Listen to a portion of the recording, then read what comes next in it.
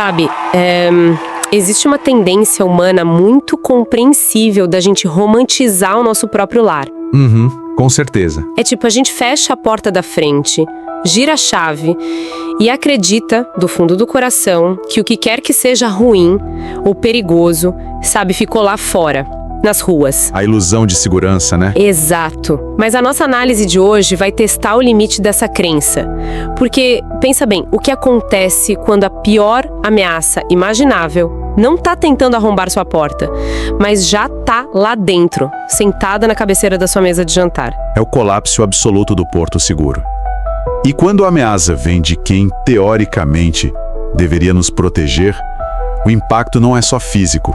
É uma fratura na própria percepção de realidade da pessoa, sabe? Nossa, sim. E o material que a gente vai destrinchar hoje ilustra isso de uma maneira simplesmente brilhante.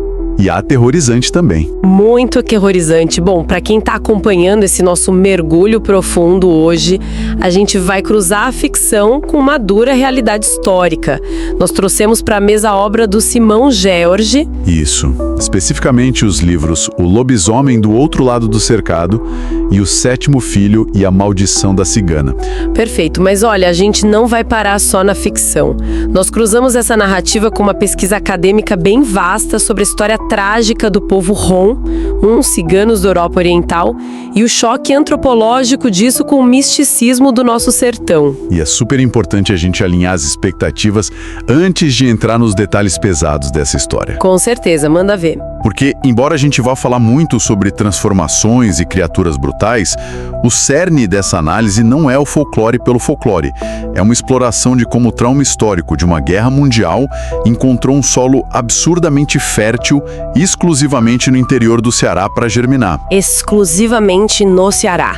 E eu adoro que você tocou nesse ponto do trauma, porque é sobre a mecânica da culpa, né? O desespero de povos silenciados e as consequências, assim, devastadoras de promessas quebradas. Exatamente. É uma semente de pura tragédia que foi plantada na neve manchada de sangue da Itália em 1944, mas que foi colhida sob aquele sol rachando do sertão cearense. O contraste de cenários é muito forte. Muito. Então vamos contextualizar o início de tudo. O nosso protagonista é o Amâncio. Ele é um soldado da Força Expedicionária Brasileira, um pracinha, lutando lá no fronte italiano, no meio do inverno rigorosíssimo. Pois é, inverno de 44, um caos absoluto, e aí é que ele conhece a Nádia, que é uma mulher do povo Rom, originária do leste europeu.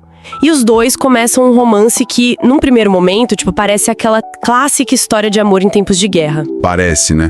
Mas a pesquisa histórica muda totalmente a lente sobre esse romance. A gente precisa entender o que significava ser uma mulher cigana na Europa em 44. Não era só sobreviver ao fogo cruzado, né? Nem um pouco. Era ser o alvo principal de uma máquina de extermínio. O regime nazista estava implementando o genocídio sistemático dos ciganos. Um evento devastador que eles chamam de porrasmus. Nossa, o que significa isso mesmo? Na língua dele significa o devoramento ou a destruição. E as estimativas são de que centenas de milhares de pessoas Rom foram sistematicamente apagadas da história. Caramba! Então a perspectiva da Nádia sobre esse relacionamento com o Amâncio era completamente outra. Completamente. Para ele, talvez fosse, um alento ali no meio do inferno militar. Para ela, o Amâncio representava literalmente a única rota de fuga. Uma questão de sobrevivência pura e simples. Exato. Ela via naquele soldado brasileiro um passaporte para não morrer.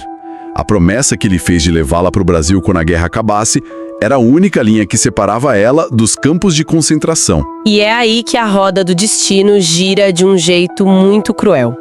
Porque o Amâncio volta para o combate, ele é gravemente ferido e acaba transferido para um hospital militar em Pistoia. E a vida dele sofre um desvio absoluto. Sim, ele conhece a Expedita, que é uma enfermeira brasileira, e rola aquela paixão fulminante, algo que faz ele repensar tudo.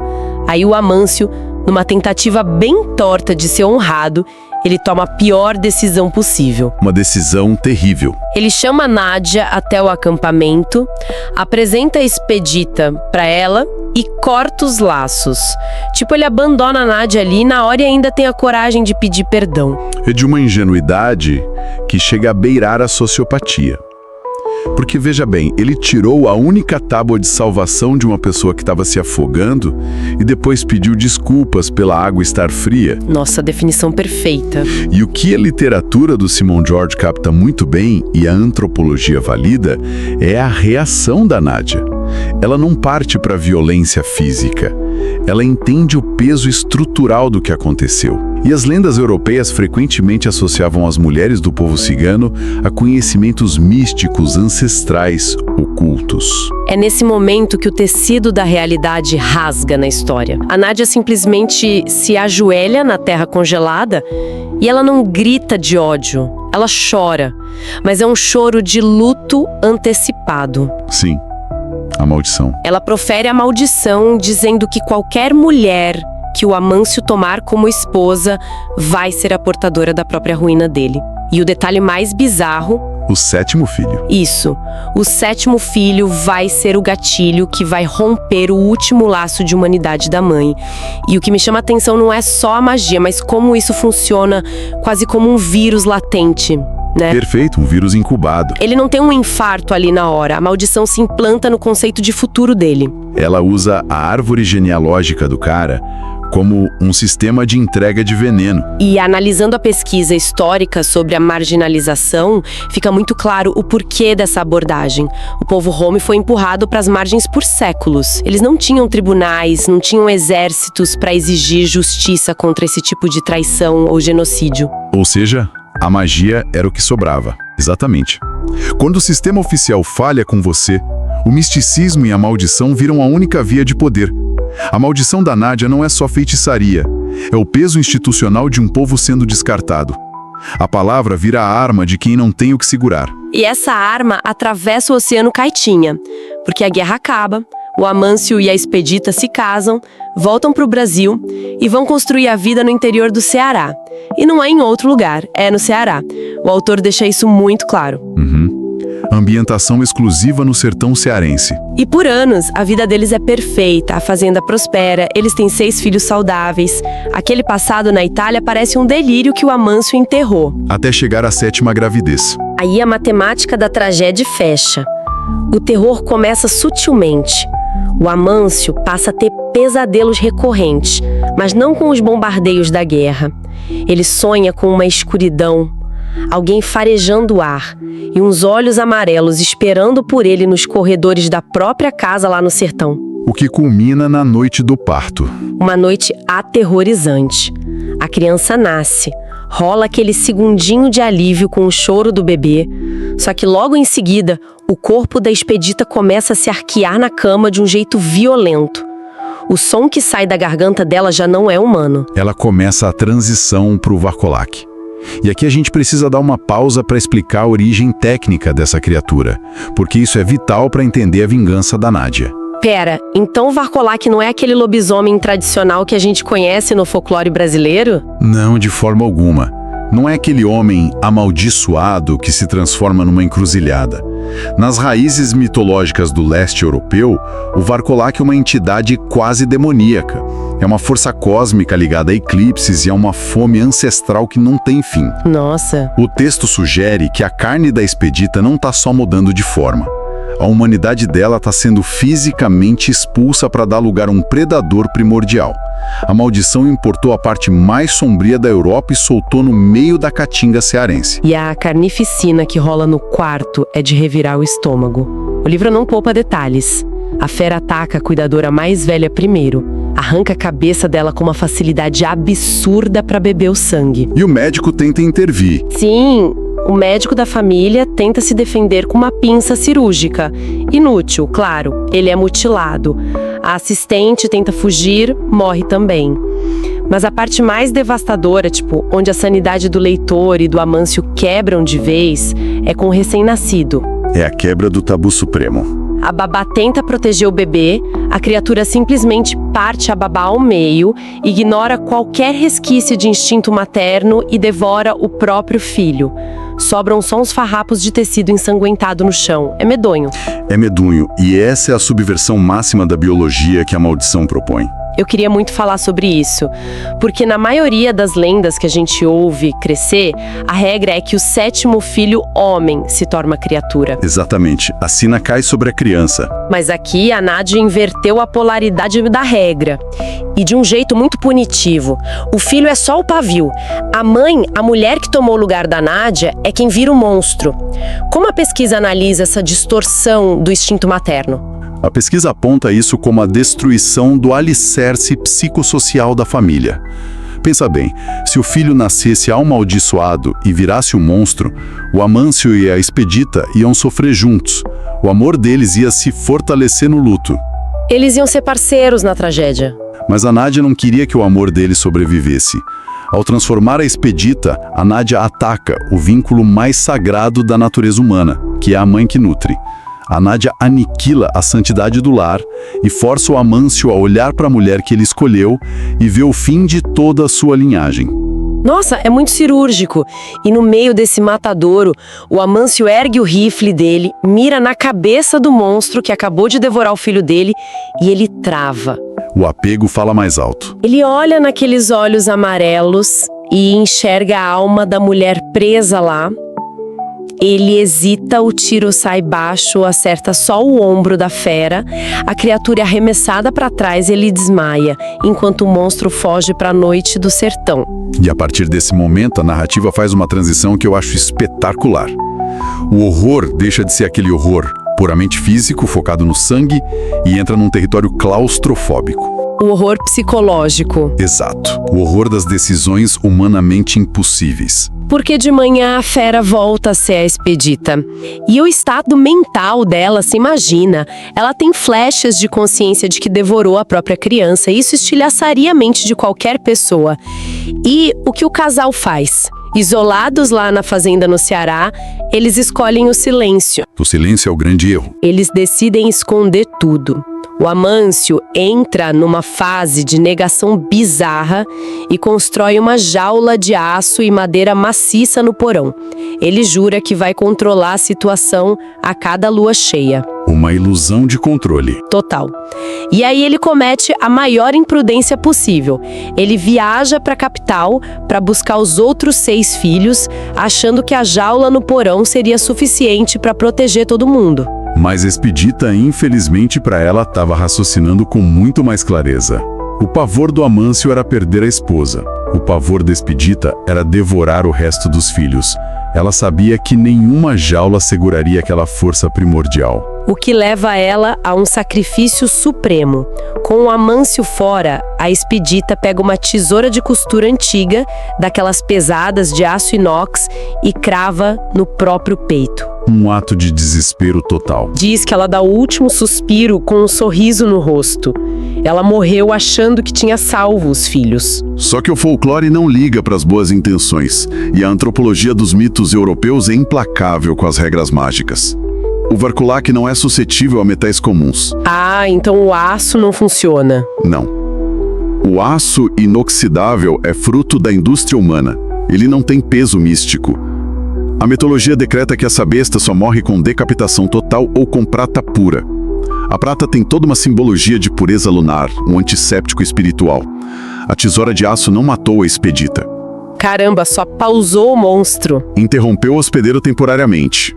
Ela entrou num coma induzido pelo trauma, só desacelerou a regeneração celular enquanto esperava para despertar. O que prepara o terreno para uma das noites de velório mais angustiantes da literatura. A casa tá cheia, a parteira do vilarejo, Dona Santa, tá ajudando e o pior, os 6 filhos retornaram da capital e estão dormindo nos quartos no andar de cima. Uma bomba relógio. O Amâncio vai até o caixão, destruído pela culpa. Ele vê a tesoura no peito da esposa e, no impulso cego misturado com raiva e o desejo de ver ela descansar em paz sem a lâmina, ele vai lá e arranca a tesoura. Ele destranca a porta do inferno, literalmente. Removendo o obstáculo, o coração regenera. A lua cheia bate no rosto da Expedita, o Amâncio entende na hora o porquê daquele sorriso frio, os olhos abrem amarelos, ela levanta do caixão, o monstro renasceu e o massacre que se segue é o fim absoluto. Ninguém escapa. A criatura estraçalha os agentes funerários, arranca os membros do motorista, o João Firmino. O padre tenta usar um crucifixo de madeira, o que prova que a fé convencional não serve contra magia antiga, e tem o rosto dilacerado. As ferramentas normais são inúteis. Mas o golpe de misericórdia da história é o andar de cima. O monstro sobe as escadas, entra nos quartos e devora os outros 6 filhos. E o Amâncio ouve. Ele ouve o fim de toda a família que ele, por teimosia, trouxe para dentro de casa. É a falência total da racionalidade do protagonista. E a vitória absoluta da maldição. Olha, lendo essa escalada, eu preciso te fazer uma provocação. Fica muito evidente para mim que o arquiteto da morte desses filhos não foi a maldição e não foi a Expedita. Foi o Amâncio. O egoísmo dele em se recusar a deixar a esposa ir não foi o verdadeiro vilão. Ele literalmente preferiu colocar 6 filhos em risco de morte a ter que lidar com o luto. É uma leitura fortíssima. E eu te digo, eu não classificaria a atitude do Amâncio como amor romântico, não.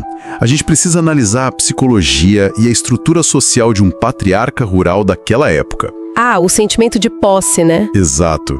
O que move o Amâncio não é só a paixão, é uma necessidade patológica de controle. Para ele, a fazenda no Ceará, a esposa, os filhos, tudo era o feudo dele. A ideia de que uma força invisível estava tomando propriedade dele gerou essa recusa absurda da realidade. Ele não deixou ela descansar em paz. Ele não conseguiu matar a criatura e sabotou o sacrifício dela. A paralisia dele nasce do apego à posse. E a Nádia contava exatamente com isso. Ela sabia que o Amâncio ia preferir viver uma mentira perigosa a aceitar uma perda com dignidade. Nossa, é muito profundo. Bom, o Amâncio sobrevive àquela noite. E a gente entra no último ato dessa odisseia, que mostra o peso do tempo. Ele perdeu tudo, mas consegue capturar a besta e foge com ela para as matas do Ceará, bem pro interior mesmo. Um isolamento completo. E a história do massacre vira caos na boca do povo, né? Rapidamente se transforma no mito do Tutumarambá para assustar a criança. A realidade brutal virou folclore. É o processo de fossilização do trauma. Pois é. E por 10 anos ou 120 luas cheias, o Amâncio vive num purgatório que ele mesmo inventou. Ele acorrenta a esposa monstro num tamarindeiro gigantesco lá na floresta, alimentando a fera com bodes vivos, enquanto ele definha na bebida. Esse intervalo temporal é fascinante. Ilustra como os mitos se sedimentam na cultura nordestina. O evento sai da esfera da medicina ou da polícia e, como a sociedade não consegue explicar algo tão violento, ganha a roupagem da lenda. Perfeito, mas o impasse finalmente quebra quando entra uma figura-chave, Dona Mariquinha. A rezadeira. Isso, uma curandeira local do sertão, muito respeitada. O destino junta tudo, quando o neto dela vai bisbilhotar a lenda do tamarindeiro na lua cheia e quase vira o jantar do monstro. O Amâncio surge das sombras, parecendo esqueleto, e atira. Só que tem um detalhe da munição. Tem, porque ele atira com balas que são apenas banhadas em prata. Então a bala perfura, causa uma queimação horrível, mas não tem massa mística suficiente para parar o coração. Ele só tortura o monstro. E aí que a rezadeira assume o controle. A Dona Mariquinha surge do nada com um punhal de prata pura, prata maciça. Ela vai lá e crava no coração do monstro, finalizando a criatura de vez e libertando a alma da Expedita. A presença da Dona Mariquinha traz um peso acadêmico gigantesco sobre o sincretismo no folclore brasileiro. Pensa no cruzamento cultural acontecendo nessa cena. É riquíssimo. A gente tem uma maldição de sangue das montanhas da Europa, forjada no genocídio, sendo curada pelo conhecimento empírico de uma curandeira do sertão cearense. É o encontro de duas forças que a sociedade marginalizou. A magia da Nádia, que usou a feitiçaria porque o mundo virou as costas para ela, e a sabedoria da Mariquinha, a mulher do interior que entende do invisível para sobreviver num ambiente hostil. Exato. Duas pontas da mesma exclusão. E me arrepia que o ato da Dona Mariquinha não soa como um assassinato violento como o resto do livro. E de fato não é. Esse é o ponto mais bonito e sensível da nossa análise. Quando a Mariquinha enterra o punhal, ela não está matando a Expedita. Ela está fazendo um resgate espiritual. Um resgate de uma alma torturada. O Amâncio passou 10 anos atirando com bala banhada, causando dor na esposa, porque não tinha coragem de libertar ela. O ato da Mariquinha é o golpe de misericórdia. Devolve a dignidade para alguém que estava pagando pelos erros do marido e pelos horrores de uma guerra que ela nem participou. Nossa, o que deixa a gente com um quadro super melancólico, mas cheio de reflexão. Para amarrar tudo que a gente discutiu, começou no frio da Itália na Segunda Guerra, o desespero armou uma maldição implacável e essa vingança cruzou o oceano. Para explodir no Ceará. E explodiu, transformando a essência da maternidade numa carnificina horrível, sustentada só pela negação obsessiva de um homem. É o estudo definitivo de como as atrocidades ganham dentes. Quando a justiça humana falha miseravelmente, a maldição assumiu o papel de juiz. A gente passa tanto tempo catalogando essas lendas como historinha de niná, né? Para assustar a criança no escuro, a gente acha que o monstro é só fruto de uma imaginação popular muito fértil. Sem dúvida. A gente costuma tratar o sobrenatural como ignorância e não como um arquivo da nossa realidade. Mas depois de cruzar essa ficção toda com a dureza da história real, eu acho que a gente precisa mudar de perspectiva. E eu quero deixar um pensamento final para quem está escutando a gente hoje à noite. Manda. E se o folclore não for tipo uma fuga da realidade? E se, na verdade, os lobisomens e maldições forem apenas o vocabulário desesperado que a humanidade inventou para explicar em voz alta as piores atrocidades históricas, genocídios, guerras e traições, que são pesadas demais para a nossa sanidade absorver de forma literal. Talvez o monstro não seja o pesadelo, talvez ele seja só a cicatriz de uma tragédia muito real tentando sarar no escuro.